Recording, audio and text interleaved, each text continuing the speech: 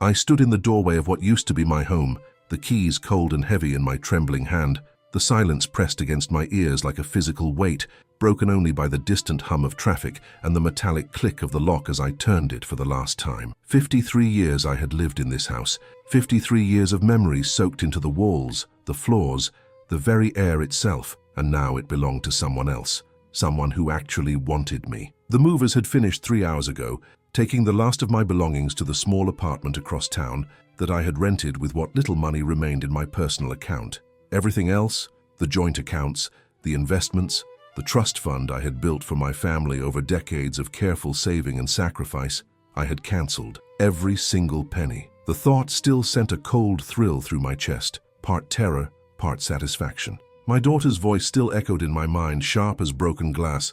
"Honestly, Mom, the best gift you could give us would be if you simply died. Then we could finally access everything without having to pretend we care." She had said it so casually, standing in her designer kitchen with a glass of wine in her hand, not realizing I had arrived early for what I thought was a family dinner, not realizing I could hear every word through the open patio door. Her husband had laughed, actually laughed, and my son, my sweet boy who used to bring me dandelions from the yard, had clinked his beer bottle against his brother-in-law's and said, "I'll drink to that." But I am getting ahead of myself. Stories like this need context.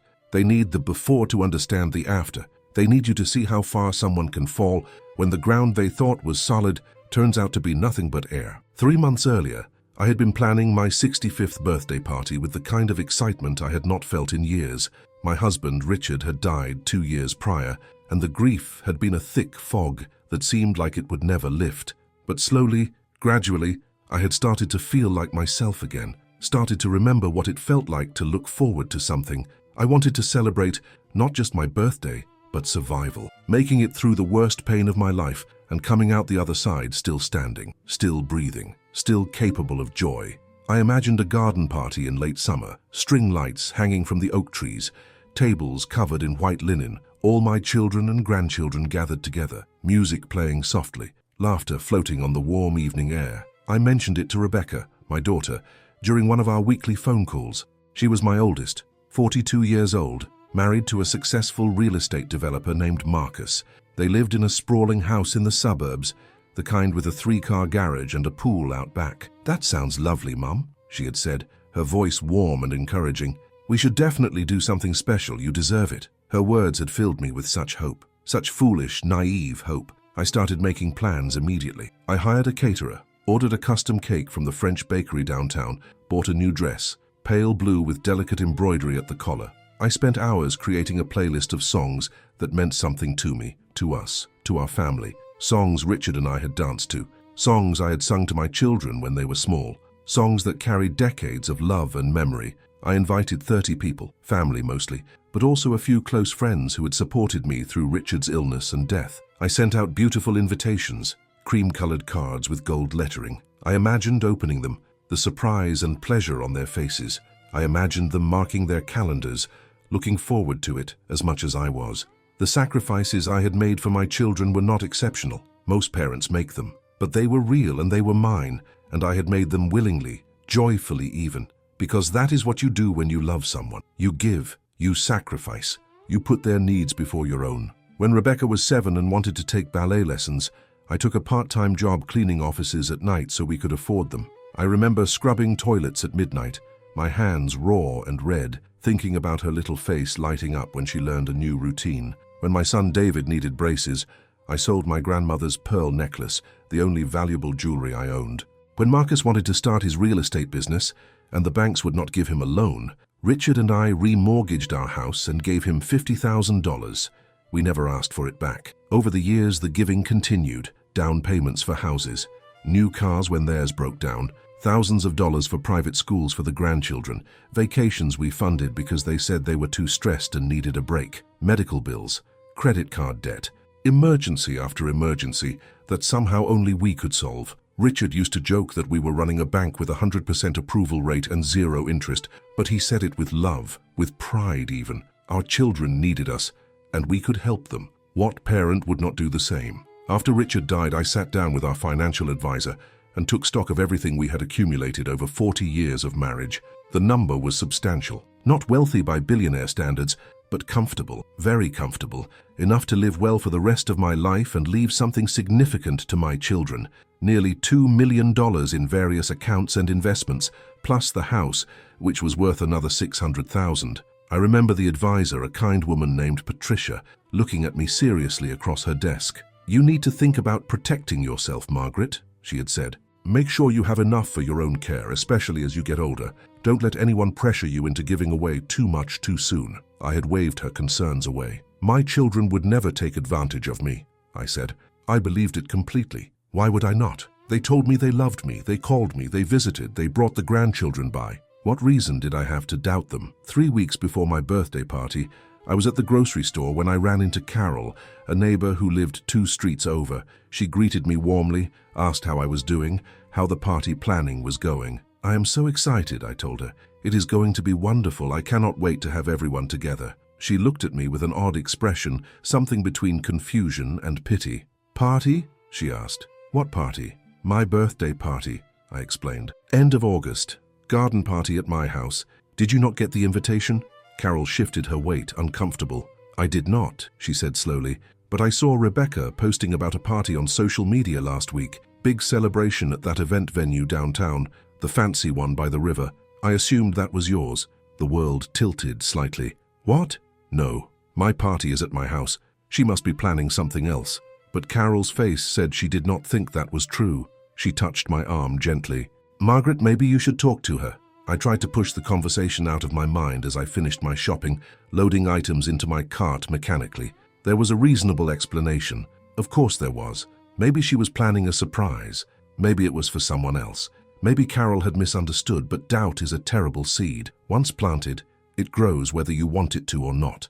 I found myself scrolling through Rebecca's social media that night, something I rarely did, and there it was, posted 6 days earlier. A photo of an elegant venue, floor-to-ceiling windows overlooking the river, tables set with crystal and white flowers.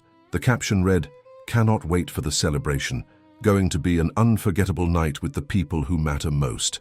The date listed was my birthday, August 27th. My hand started shaking. I called Rebecca immediately. She answered on the 3rd ring, her voice bright and cheerful. "Hey, Mom, what is up?" "I saw your post," I said, trying to keep my voice steady, "about a party on my birthday." There was a pause, just a beat too long. "Oh, that. Yeah, Marcus and I are throwing a little thing. Nothing major." "Nothing major?" "Rebecca, it looks like a wedding reception, and it is on my birthday, the same day as the party I have been planning." Another pause. Then, in a voice that had gone cool and measured, "Well, Mom, we thought it would be nice to do something really special. You know, at a proper venue. Your house is lovely, but it is a bit small for everyone we wanted to invite." My heart started pounding. "Everyone you wanted to invite? Rebecca, I have been planning this party for months. I told you about it. You said it sounded lovely." "I know, and it did sound lovely, but this will be better. Trust me, you will love it." "Did you invite the same people? Did you invite everyone I invited?" Silence. "Rebecca, answer me." "Mom, look, we just thought this would be nicer, more appropriate. You have been through so much and we wanted to celebrate you properly. Do not be upset." But I was upset, more than upset. Something felt deeply, fundamentally wrong. "Am I invited?" I asked, and hated how small my voice sounded. "Of course you are invited. Do not be ridiculous. I have to go. We will talk later." She hung up before I could say anything else.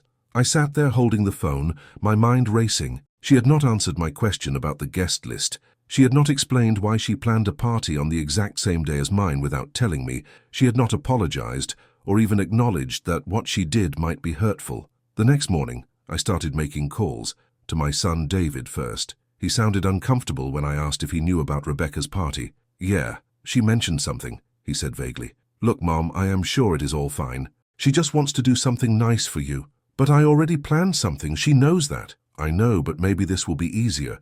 You will not have to do all the work."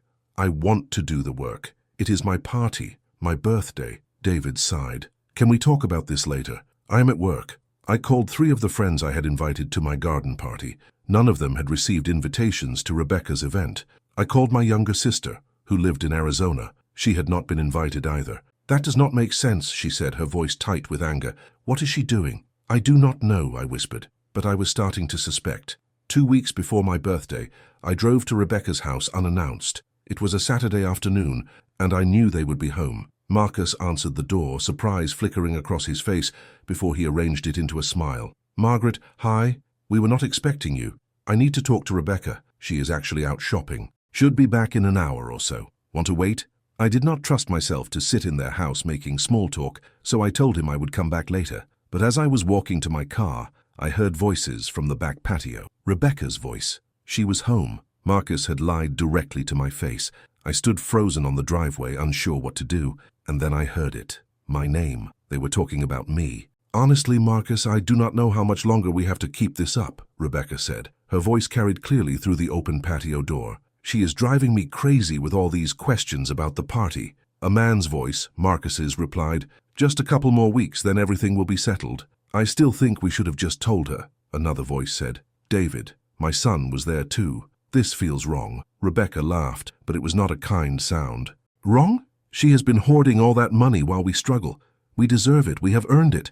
Do you know how much time I have spent listening to her go on and on about missing Dad? It is exhausting. Babe, keep your voice down, Marcus said, but he was laughing too. Why? She is not here. She probably never will be here again if we do this right. Rebecca's voice was cold, matter of fact. Look, once the party happens and everyone sees how out of touch she is, how pathetic, it will be easy. We will suggest she needs more help than she is getting. Maybe assisted living. Then we can take control of the finances. My vision blurred. I could not breathe properly. This could not be real. This could not be my daughter talking. What about the trust? David asked. Already talked to the lawyer. If we can show she is not mentally competent, we can break it, get access to everything. And you really think people will believe she is losing it? David sounded uncertain. Are you kidding? She is 65, just lost her husband, planning a sad little garden party by herself like some lonely old woman. It writes itself. We just need to nudge the narrative a bit. Make sure the right people see her at her worst. That is why you are not inviting her friends to our party, Marcus said, understanding dawning in his voice. You only invited people who barely know her. Exactly. People from our circle. People who will see what we want them to see. A confused old woman who cannot let go of the past. Meanwhile, we throw an amazing party, take all the credit, look like the devoted children. Everyone will feel sorry for us, having to deal with a difficult mother. What if she shows up anyway? David asked. Rebecca's voice went hard. She will not. I made sure the invitation I sent her has the wrong date. She will think it is next week. By the time she realizes the mistake, it will be over. My knees buckled. I grabbed onto the car door to keep from falling. Honestly, Mom, Rebecca continued, and her voice dripped with contempt, the best gift you could give us would be if you simply died. Then we could finally access everything without having to pretend we care. Marcus laughed. Actually laughed. Loud and genuine. Jesus, Rebecca, David said. But he was laughing too. Nervous maybe, but still laughing. That is dark. But true, she insisted. I am just saying what we are all thinking. Come on, I will drink to that. I heard the clink of glasses. A toast.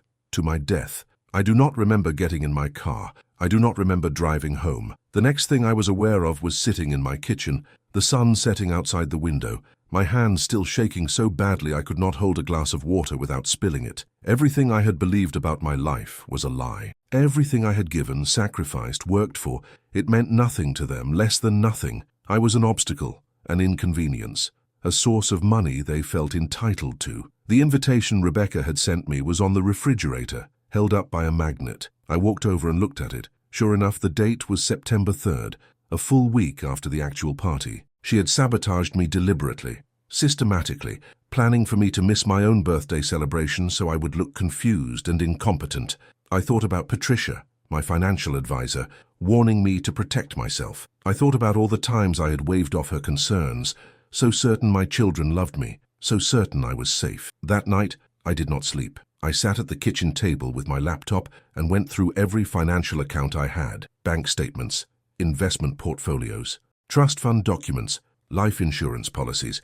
Everything was documented, organized, accessible. Richard and I had set it all up carefully, making sure our children would be taken care of after we were gone. But I was not gone. I was right here, and they wanted me gone. By morning, I had made my decision, not out of anger, though I was angry, not out of revenge, though I wanted them to hurt like they had hurt me, but out of simple, clear-eyed survival. They had declared war on me. They just did not know I had heard the declaration. The first call I made was to Patricia. She answered her cell phone even though it was Sunday morning. Margaret, is everything okay? No, I said. My voice sounded strange, flat and calm. But it will be. I need you to help me. Of course, what do you need? I need to cancel the trust fund. All of it. I want it converted to accounts in my name only. And I want to remove Rebecca and David as beneficiaries from everything. Life insurance, investment accounts, everything. Can we do that? There was a long pause.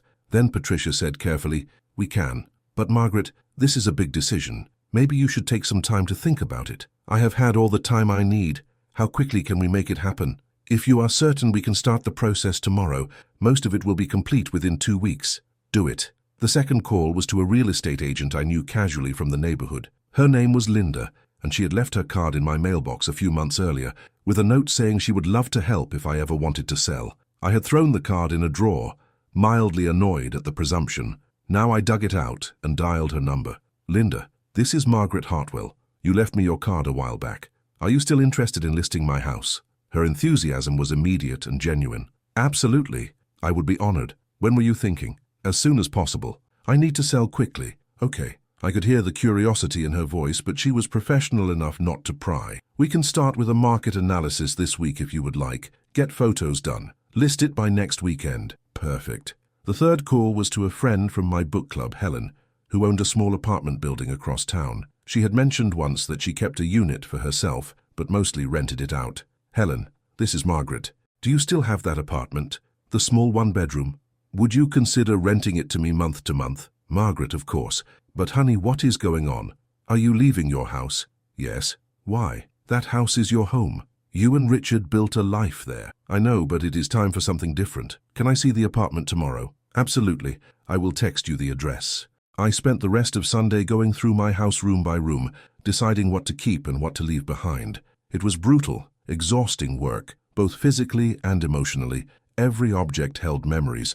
The quilt my mother made that was draped over the couch, the dishes Richard and I received as wedding presents, the photographs covering the walls, chronicling 40 years of family life, birthdays, holidays, graduations, weddings, proof that we had been happy once, proof that I had not imagined it all, but I had imagined some of it, had I not? Or at least I had not seen what was really there, the calculation, the greed, the casual cruelty. I decided to take very little: clothes, some books, a few photographs of Richard, just him and me before the children came, my laptop and important documents. Everything else could stay or be sold with the house. Let Rebecca and David fight over it if they wanted. Let them tear through it looking for valuables. They would find nothing. On Monday morning I met with Patricia. She had the paperwork ready. Trust fund dissolution, beneficiary changes, new accounts in my name only. I signed everything with a steady hand. "Are you sure about this?" she asked one more time. "Completely. They will contest it. Your children. They will be angry. Let them be angry. It is my money, Richard's and mine. We earned it. We saved it. And I am the only one who gets to decide what happens to it." Patricia nodded slowly. "Okay then, it is done. Do you have a new will?" "Not yet. You need one. If something happens to you, the way things stand now, everything will default to your estate and get divided among your children anyway. You need to specify exactly what you want. Can you recommend a lawyer?" She wrote down a name and number. "Call her today. Tell her I sent you. She is excellent and she is fast." I called from the parking lot and made an appointment for Wednesday. Then I drove home and started packing in earnest. The apartment Helen showed me was small but clean, on the second floor of a well-maintained building near downtown. 1 bedroom, 1 bathroom, a narrow kitchen, and a living room with large windows that looked out over a tree-lined street. It was nothing like my house, but it felt safe, anonymous, a place where no one knew me, where I could start over. "I will take it," I said. "Do not you want to think about it?" Helen asked gently. "Maybe sleep on it. I have thought about it. I will take it." Tuesday I hired movers. Wednesday I met with the lawyer and drafted a new will. I left everything to charity, environmental organizations, children's hospitals, women's shelters, organizations that did actual good in the world. Rebecca and David would get nothing, not a single penny. "Are you estranged from your children?" the lawyer asked, her pen poised over the notepad. "You could say that. This will surprise them." "Good." Thursday, Linda came by with a photographer. The house looked beautiful in the late summer light. She took dozens of pictures, walking through each room with professional appreciation.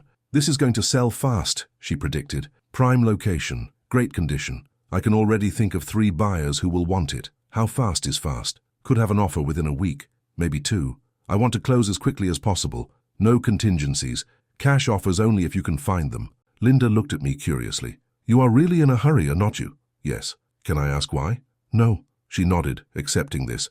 Okay, I will do my best. Friday, the listing went live. By Saturday morning, Linda called to say she had already scheduled 4 showings for the weekend. By Monday, I had 3 offers, all above asking price.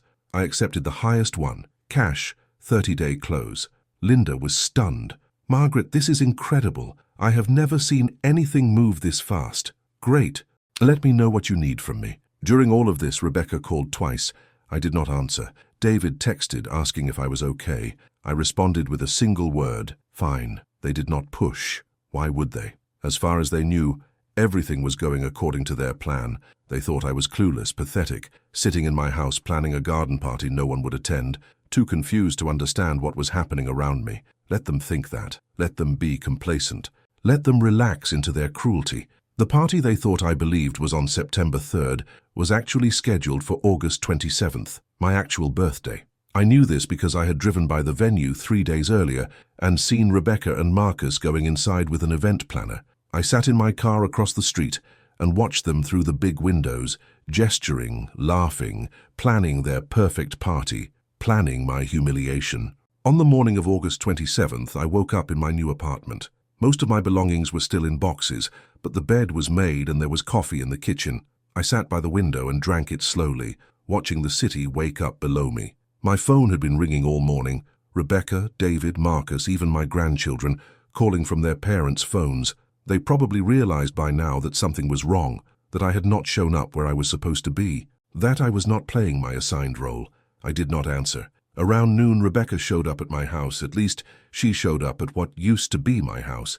The new owners were not moving in for another 2 weeks, so it was empty. I know she showed up because Linda called me, confused. Margaret, your daughter is here demanding to know where you are. She seems very upset. Should I tell her about the apartment? No, do not tell her anything. It is none of her business. She is saying you are missing, that they are worried about you. I am not missing. I am exactly where I want to be. The calls continued throughout the day. I finally turned my phone off entirely. Let them worry. Let them panic. Let them realize, slowly and with dawning horror, that they had lost control of the narrative. That evening, I turned my phone back on. There were 37 missed calls, 23 text messages, 2 voicemails. I listened to the voicemails first. The first was from Rebecca, her voice high and tight with barely suppressed fury. Mom, where are you? The party is ruined. Everyone is asking about you. This is so embarrassing. Call me back right now. The second was from David, and he sounded genuinely scared. Mom, please call us. We went to the house and it is empty. All your stuff is gone. We do not know where you are. Please just let us know you are okay. I deleted both messages without responding. Over the next few days, they found out about the trust fund. Patricia called to tell me that both Rebecca and David had contacted her, demanding information. I told them I could not discuss your finances with them, she said. They were not happy. Rebecca threatened to sue me. Let her try. Marcus called the bank directly. They shut him down too. Good. Margaret, they're going to figure it out eventually. About the money. About everything. What are you going to do when they confront you? I will handle it. But I knew she was right. The confrontation was coming. They would not let this go. It took them 2 weeks to find me. 2 weeks of blissful silence where I unpacked boxes, arranged furniture, and learned the rhythm of my new neighborhood. I discovered a coffee shop 3 blocks away that made excellent lattes. I joined a yoga class at the community center. I started reading again, really reading, not just skimming pages while my mind wandered to everything I needed to do for everyone else. For the first time in decades, my time was entirely my own. Helen knocked on my door one evening with a bottle of wine and 2 glasses. Thought you might want some company, she said. We sat on my small balcony and watched the sun set over the buildings. Are you going to tell me what happened? She asked gently. So I did. I told her everything. The party. The overheard conversation. The years of giving and giving and giving. The realization that I had been nothing but a bank account to them. A resource to be exploited and then discarded. Helen listened without interrupting, her face growing harder with each detail. When I finished, she refilled both our glasses and raised hers in a toast. To freedom, she said, and to children who do not deserve the parents they have. We drank to that. On September 10th, Rebecca found me. I was coming back from the grocery store, bags in hand, when I saw her car parked outside my building. She was leaning against it, arms crossed, her face a mask of cold fury. When she saw me, she pushed off the car and strode toward me. 2 weeks, Mom. 2 weeks you have been hiding from us. Do you have any idea what you have put us through? I walked past her toward the building entrance. I have not been hiding. I have been living my life. She followed me, her heels clicking sharply on the pavement. Living your life? You sold the house. You moved without telling us.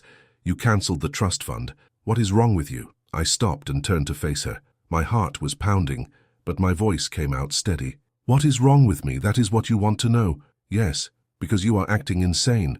We have been worried sick. Were you worried when you told Marcus the best gift I could give you was to die? Were you worried then? The color drained from her face. For a moment she could not speak. Then her expression shifted, calculating. You were listening at the house. You were spying on us. I came to visit my daughter.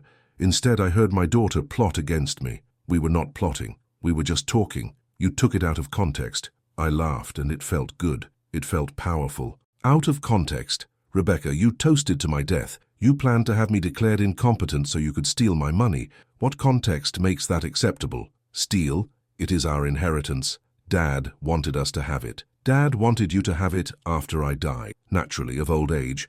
Not rushed along because you were tired of pretending to care about me. People were starting to stare as they walked past us on the sidewalk. Rebecca noticed and lowered her voice. Can we please discuss this inside like adults? No, we cannot, because we have nothing to discuss.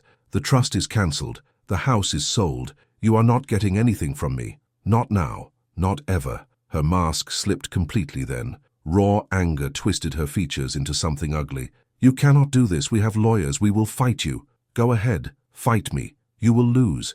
It was my money. Richard's and mine. We earned it, and I get to decide what happens to it. I have decided you get nothing. You are a bitter, selfish old woman, she hissed. This is not about the money. This is about you punishing us because we have lives of our own, because we do not worship the ground you walk on. No, Rebecca. This is about you showing me exactly who you are, and me finally believing it.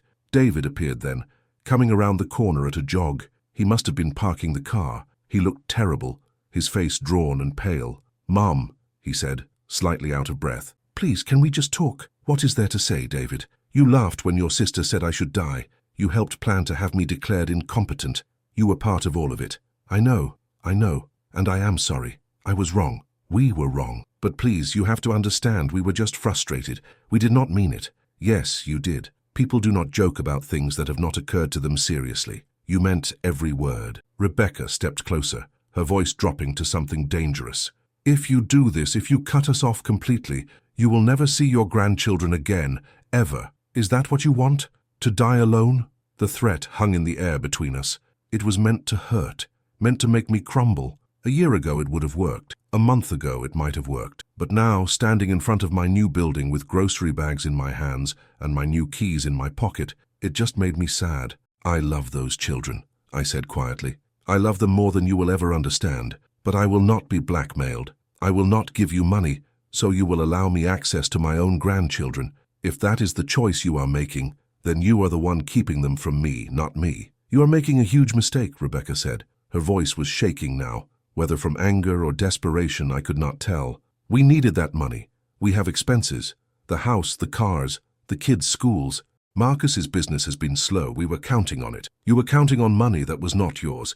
You were counting on me dying or being too weak to stop you. But I am not dead, Rebecca, and I am not weak. I turned and walked into my building, leaving them standing on the sidewalk. My hands were shaking so badly I could barely get the key in the lock, but I did it. I got inside. I climbed the stairs to my apartment. I closed the door and locked it. And then I sat on the floor and cried for an hour straight, not because I regretted what I had done, but because mourning takes many forms.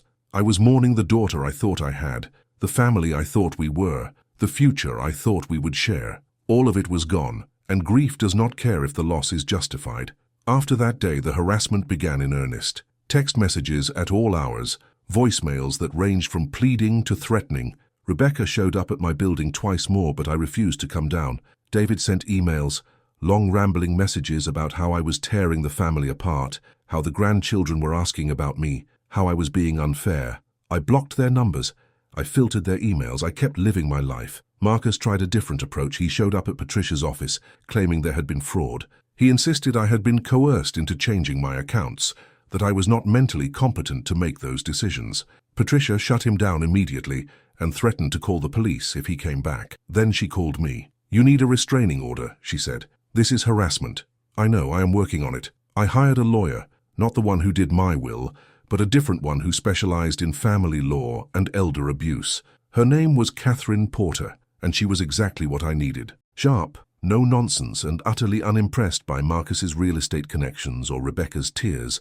"They are trying to intimidate you," she said at our first meeting. "Classic abuser behavior. They cannot control you anymore, so they are escalating. We need to document everything and get a restraining order in place." We filed for the restraining order in late September. The hearing was scheduled for early October. In the meantime, Catherine sent cease and desist letters to both Rebecca and David, informing them that any further contact would be considered harassment and would be prosecuted to the fullest extent of the law. The letters seemed to work, at least temporarily. The calls and visits stopped, but I knew it was not over. People like Rebecca do not give up easily. They regroup, they plan, they come at you from a different angle. The angle they chose was public, social media. Rebecca started posting about me, carefully worded messages that painted her as the concerned daughter and me as the unstable, unreasonable mother, praying for my mom during this difficult time. "Mental health struggles are so hard for everyone involved. Please keep our family in your thoughts." People who did not know the truth responded with sympathy and concern. They told Rebecca how sorry they were.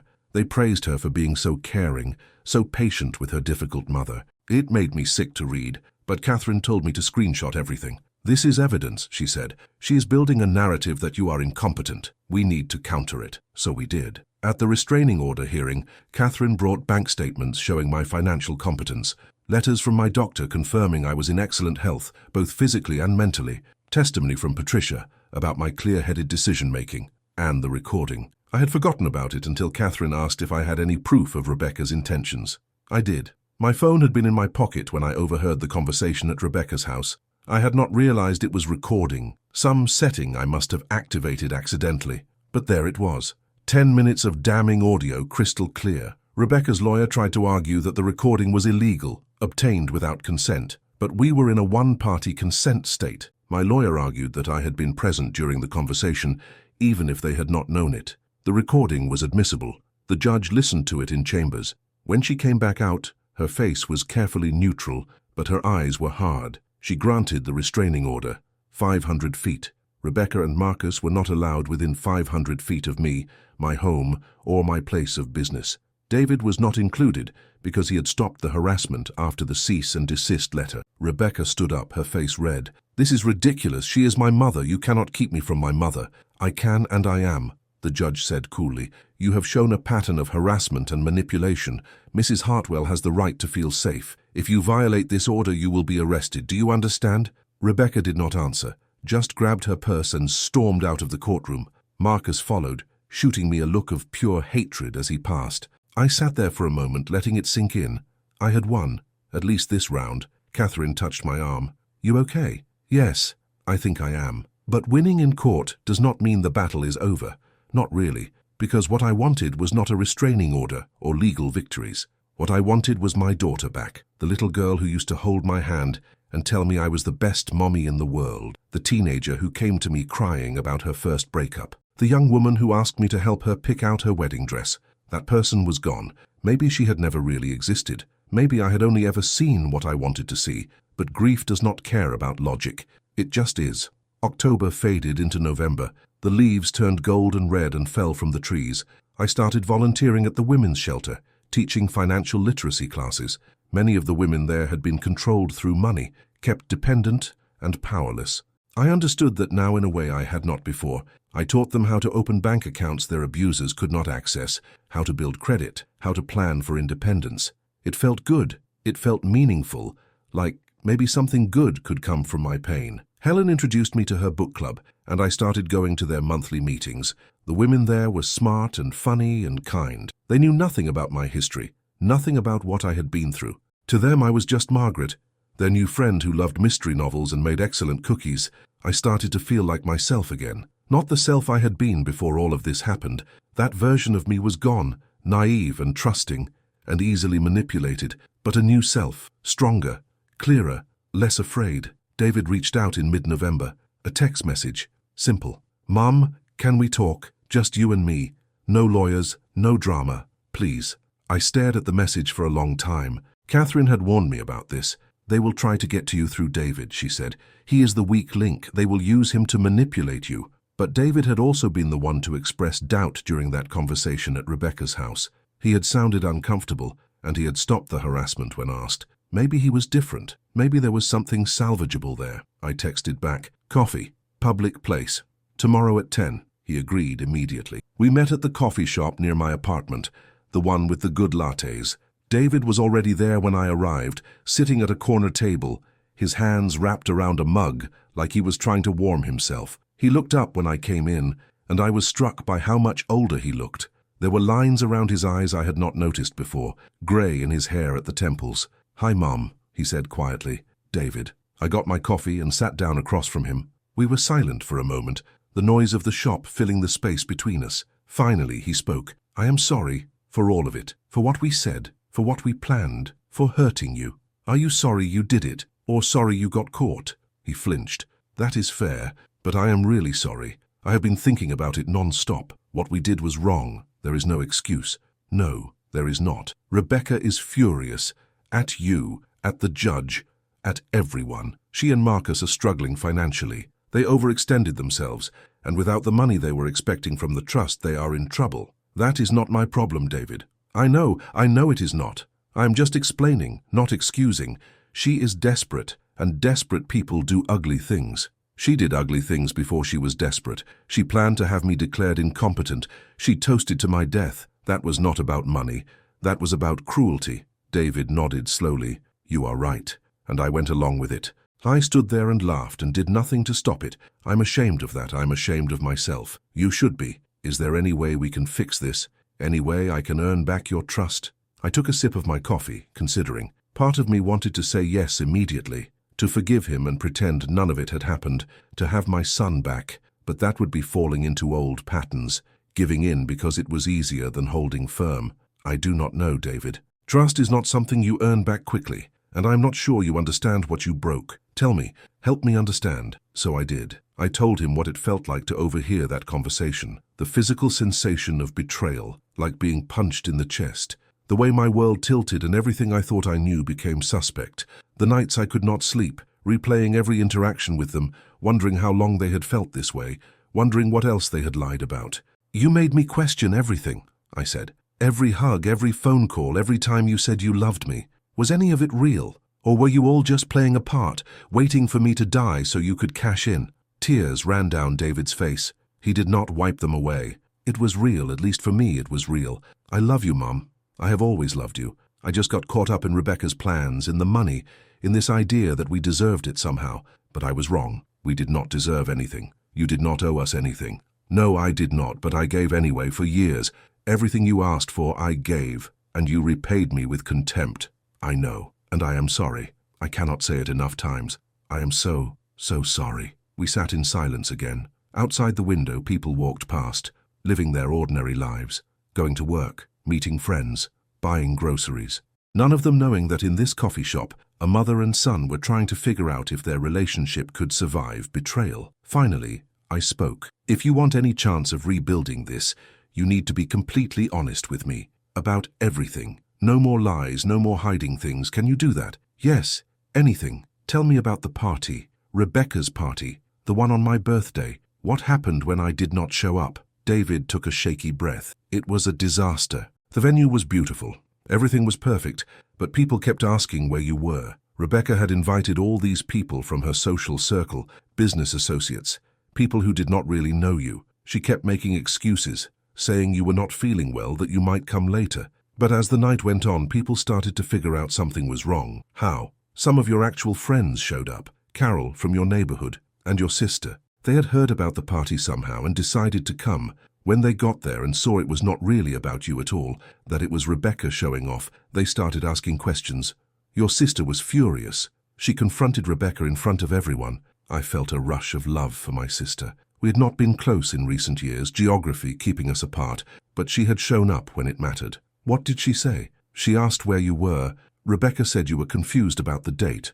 Your sister said that was impossible, that she had talked to you the week before and you seemed perfectly fine. Then she asked why none of your close friends were invited. Why it was all Rebecca's people. Rebecca tried to laugh it off, but it was obvious something was off. People started leaving early. The whole thing fell apart. Good. Rebecca blamed you. She said you sabotaged it on purpose by not showing up. But I think deep down, she knew. She knew you had heard something, that you had figured it out. She was just in denial. And Marcus? Marcus is angry, really angry. His business is struggling, and he was counting on your money to keep it afloat. Without it, he might have to declare bankruptcy. He blames you for that. Again, not my problem. I know, but I am telling you so you understand how desperate they are. Desperate people are dangerous.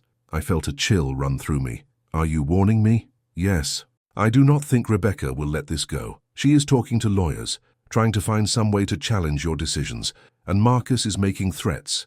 Not specific ones, but just this general anger that feels like it could spill over. Catherine said the restraining order would protect me. A piece of paper only protects you if people respect it. Marcus does not respect much of anything right now. I set down my coffee cup carefully. David, are you saying I am in danger? He hesitated.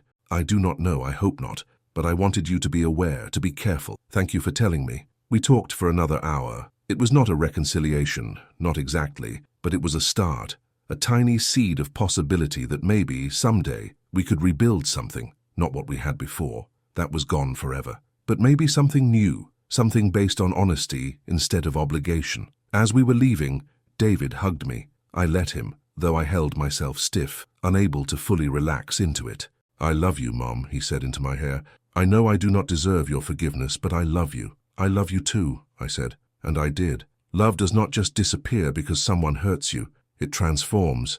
It becomes complicated, but it is still there. The warning about Marcus stayed with me. I started being more aware of my surroundings, checking over my shoulder, keeping my door locked even during the day. Catherine suggested I get a security camera for my apartment. Just in case, she said. Better to have it and not need it. I had one installed the next week. A small camera pointed at my front door, connected to an app on my phone. 2 days later, it caught Marcus trying to break in. I was at the grocery store when the alert came through. Motion detected at my front door. I opened the app and saw him there, looking around nervously, before pulling out some kind of tool and working at the lock. My heart started racing. I called 911 immediately. Someone is trying to break into my apartment, I said, keeping my voice low so other shoppers would not hear. I have a restraining order against him. I have video. The police arrived within minutes. By the time they got there, Marcus was inside my apartment. I do not know what he was looking for. Money, probably, documents, something he could use. But he did not find it because everything important was in a safety deposit box at the bank. They arrested him right there, breaking and entering, violating a restraining order. He tried to claim he was just checking on me, that he was worried, but the video showed otherwise. Showed him forcing the lock, showed him looking around furtively, showed criminal intent. Rebecca called me from the police station. I actually answered, too shocked not to. Are you happy now? She screamed. My husband is in jail because of you. My husband. Do you have any idea what you have done to this family? What I have done? He broke into my home. He violated a court order. He did this to himself. We needed that money, Mom. We needed it, and you took it away out of spite, out of pettiness. You have ruined us. No, Rebecca. You ruined yourselves. You chose greed over love. You chose money over your mother. Those were your choices, not mine. I hate you, she said, and her voice was cold and clear. I genuinely hate you. I wish you had died instead of Dad. At least he loved us. She hung up before I could respond. I stood there in the middle of the grocery store, phone still pressed to my ear, and felt something break inside me. Something that had been cracked but clinging on. Now it shattered completely. She was gone. My daughter was truly, completely gone. And I had to accept that. Marcus was charged with multiple crimes. His lawyer tried to negotiate a plea deal, but the DA was not interested. This is a clear case of elder harassment, she told Catherine. We take this seriously. He is looking at real jail time. The trial was scheduled for January. In the meantime, Marcus made bail, but the restraining order was extended and strengthened. He was not allowed to contact me in any way, directly or indirectly. Rebecca was not supposed to contact me either, but she found ways around it. Fake social media accounts, messages through mutual acquaintances. Always the same theme. I was the villain. I had destroyed the family. I was a selfish, bitter old woman who deserved to be alone. Some people believed her. Some of the acquaintances from our old neighborhood stopped talking to me. They did not know the full story, only what Rebecca told them. And she was convincing. She always had been. But I had real friends now. Helen and the women from book club. the volunteers at the shelter, Patricia, who sent me funny memes and checked in regularly, Catherine, who became more than just my lawyer. These people knew me, actually knew me, and they stood by me. In December, I got a call from an unexpected source, my grandchildren, well, the oldest one, Emma, Rebecca's daughter. She was 16 now, old enough to have her own phone and her own thoughts. "Grandma?" she said when I answered, and her voice was tentative, scared. "It is me, Emma. Please do not hang up." My heart clenched. "Emma, sweetheart, are you okay?" "I do not know. Maybe. I wanted to talk to you, to understand what happened. Mom will not tell me the truth, and I know there is more to the story. What did your mother tell you? That you went crazy? That you gave away all your money to strangers and moved away without telling anyone? That you hate us now? None of that is true, Emma. I did not think so. You have never been crazy, and you have never been mean, so something else must have happened." I made a decision then. Emma was 16, nearly an adult. She deserved the truth, so I told her. Not all the details, not the cruelest parts, but enough. Enough for her to understand that I had not abandoned them, that they had pushed me away, that her mother had said things and done things that made it impossible for me to stay. Emma was quiet for a long time after I finished. Then she said softly, "I believe you, and I am sorry. I am sorry for what she said, for what they did. You deserve better. Thank you, sweetheart. That means more than you know. Can I still call you sometimes? I miss you." Tears streamed down my face. "Of course you can, any time. I miss you too." We talked for another hour. She told me about school, about her friends, about her dreams for college. I listened and asked questions and felt that ache of missing her and her siblings, but I also felt hope. Maybe the next generation would be different. Maybe they would see clearly what their parents could not. After we hung up, I sat in my apartment and cried, but they were different tears than before. Not just grief, also relief, also joy, also gratitude that I had lived long enough to see my granddaughter become someone wise and kind, someone who asked questions instead of accepting easy answers. Marcus's trial happened in January. I had to testify, which meant seeing Rebecca and Marcus in person for the first time since the arrest. They sat on the opposite side of the courtroom, and the hatred radiating from them was almost tangible, but I did not flinch. I took the stand and told the truth. About the conversation I overheard, about the cancelled trust fund, about the restraining order, about Marcus breaking into my home. His lawyer tried to paint me as vindictive and unreasonable, but the video did not lie, the recording did not lie, the facts were clear. The jury deliberated for less than 3 hours before returning a guilty verdict on all counts. Marcus was sentenced to 18 months in prison, followed by probation. The judge was harsh in her remarks. "You targeted a vulnerable woman with the intent to control and manipulate her," she said. "You showed no remorse. You violated court orders designed to protect her. This behavior is unacceptable, and the sentence reflects that." Rebecca sobbed in the gallery, but she did not look at me, not once. After the trial, Catherine and I went to dinner to celebrate. "You did it," she said, raising her wine glass. "You stood up for yourself. You held firm. You won." "I do not feel like I won," I admitted. "I feel like I lost my family." "You lost people who were using you. That is not the same as losing family." "I suppose not. And you gained something too. Your self-respect, your independence, your future. Those are not small things." She was right. I knew she was right. But knowing something intellectually and feeling it emotionally are different things. Over the next few months, I focused on building my new life. I took a painting class and discovered I had a talent for watercolors.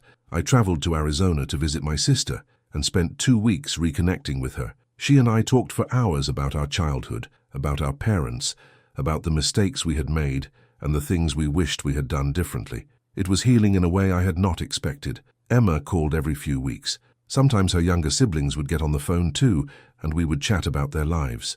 They did not understand all the adult complications, but they understood that I loved them and missed them. That was enough for now. David and I had coffee once a month. Slowly, tentatively, we were rebuilding something. He had distanced himself from Rebecca, unwilling to participate in her ongoing bitterness. He had started therapy to work through his own guilt and mistakes. "I am trying to be better," he told me during one of our meetings. "Not just for you, for me too. I do not want to be the person I was, the person who could stand by while someone I love was hurt. I am proud of you for doing that work," I said, and I meant it. Rebecca and I had no contact. She was still active on social media, still posting her version of events, but I had stopped reading her posts, stopped caring what she said about me. She was living her life, and I was living mine. Those lives no longer intersected, and I was okay with that. Sometimes people asked me if I regretted cutting her off, if I missed her. The answer was complicated. I missed who I thought she was. I missed the daughter I had imagined, but I did not miss the person she actually turned out to be. I did not miss the manipulation and the cruelty and the constant feeling that I was never good enough, never generous enough, never sacrificing enough. I had given enough. I had sacrificed enough. I had spent 65 years putting other people first, and where had it gotten me? Used and discarded, treated like an ATM with emotions that could be safely ignored. Never again. I learned that setting boundaries is not cruel. It is necessary. I learned that you can love someone and still protect yourself from them. I learned that family is not defined by blood alone, but by respect and care and genuine affection. The women in my book club became my family. Helen became my family. Patricia became my family. The volunteers at the shelter, the people in my yoga class, the barista at my coffee shop who remembered my order. These were the people who showed up for me without expecting anything in return. These were the people who saw me as a whole person, not just a resource. On my 66th birthday, Helen threw me a party, just a small gathering at her apartment. 8 women from various parts of my new life. We ate cake and drank champagne and told stories. No one mentioned the disaster of the previous year. No one asked about my children. We just celebrated me, for surviving, for being strong enough to choose myself. It was the best birthday I had ever had. I want to tell you that Rebecca eventually came around, that she apologized and we reconciled and everything ended happily, but that is not what happened. Real life is messier than that. Some relationships break and do not get fixed. Some people never see their own cruelty, never take responsibility for their actions. But here is what did happen. I survived. More than survived. I thrived. I built a life that was mine, based on my choices, filled with people who valued me. I discovered parts of myself that had been dormant for decades. I learned that it is never too late to start over, never too late to choose yourself. The money I had saved, the money my children thought they were entitled to, went to good causes. I set up scholarships for women going back to school after leaving abusive relationships. I donated to shelters and food banks and organizations that help people who had been exploited. Every dollar I gave away felt like justice, like taking something that had been meant for cruelty and transforming it into kindness. Marcus got out of prison after serving 13 months. I heard through David that he and Rebecca were divorced, that he had moved to another state, that she was struggling financially, living in a small apartment, working a job she hated. Part of me felt satisfaction at that. I am only human. But a larger part just felt sad. Sad for the waste of it all. Sad for who we could have been to each other if only she had been capable of real love. David and I continued our slow reconciliation. It would never be what it was before. The trust was too broken, but we built something new, something honest. He brought his kids to visit sometimes, and we would go to the park or the zoo or just sit in my apartment and play board games. Those were good days, days when I could be a grandmother without conditions, without expectations, without the weight of manipulation hanging over us. Emma graduated high school and got into a good college. She asked me to come to her graduation. I went, even though I knew Rebecca would be there. We did not speak, did not even look at each other. But I watched my granddaughter walk across that stage and accept her diploma, and I felt pride, pure, uncomplicated pride. Afterward, Emma found me in the crowd and hugged me tight. "Thank you for coming," she whispered. "It meant everything. I would not have missed it for the world. Mom told me not to invite you. She said you would ruin it. But you did not ruin anything. You made it better." Looking back now, 2 years after it all happened, I can see the shape of things more clearly. I can see how I enabled my children's behavior by always giving in, always sacrificing, always putting their needs above my own. I taught them that they could take from me endlessly without consequence, and then I was shocked when they took everything. I can also see my own strength, the moment when I decided enough was enough, the courage it took to walk away from everything familiar and start over, the determination to build a life worth living, even when it would have been easier to give up. People talk about aging like it is a decline, like you get older and smaller and less significant, but I learned that is not true. I became more myself at 65 than I had ever been before, more clear, more certain, more powerful. Today, I am 67 years old. I live alone in my small apartment, and I have never been happier. I paint watercolors that I sell at local art fairs. I volunteer 3 days a week. I have friends who make me laugh and challenge me and care about me genuinely. I have grandchildren who call me just to talk, not because they want something. I have peace, real deep peace. the kind that comes from knowing exactly who you are and being okay with it. Some nights I still think about Rebecca, wonder if she ever thinks about me, wonder if she has any regrets, but those thoughts are fleeting now, like clouds passing across the sun. They do not define me anymore. I learned the hardest lesson of my life, that love is not enough if it is not returned. That sacrifice without appreciation becomes exploitation, that you cannot set yourself on fire to keep someone else warm, because eventually there will be nothing left of you but ashes. I learned to save myself, and in doing so, I discovered that I was worth saving. If you are reading this, if you see yourself in my story, please know this: it is not too late. It is never too late to choose yourself, to draw boundaries, to walk away from people who hurt you, even if they are family, especially if they are family. You are not obligated to set yourself on fire for anyone. You are not required to give everything you have until there is nothing left. You are allowed to say no.